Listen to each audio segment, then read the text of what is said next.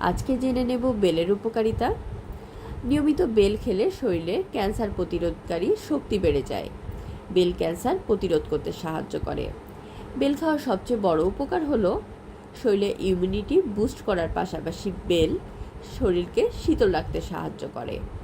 এছাড়াও diarrhoea, আমাশয়, jaundice, যক্ষ্মা, অপুষ্টিতেও bell ভালো কাজে আসে। তাই এই গরমের সময় সকালে নিয়মিত বেল খেতে পারেন বা বেলের শরবত খেতে পারেন। বেলের শরবত হজম শক্তি বাড়ায় এবং তা বলবর্ধক। বেলের পাতার রস মধুর সাথে মিশিয়ে পান করলে চোখের ছানি ও চোখের জ্বালার উপশম হয়। বেলের পাতার রস, মধু, গোলমরিচ এর গুঁড়া একসাথে মিশিয়ে পান করলে তা জন্ডিস রোগের নিরাময় করে। পেট খারাপের সময়, আমাশয়, শিশুর স্মরণশক্তি বৃদ্ধিতে বেল ভালো উপকারী। ভালো উপকার পেতে রাতে 1 চা চামচ বেলের গুঁড়ো হাফ গ্লাস পানিতে ভিজিয়ে রাখুন।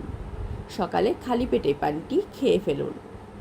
এতে শরীরের জন্য বেল উপকারী হিসেবে কাজ করতে পারবে। অন্যান্য সময় সাধারণ পানির সাথে মিশিয়েই বেল খাওয়া যায়।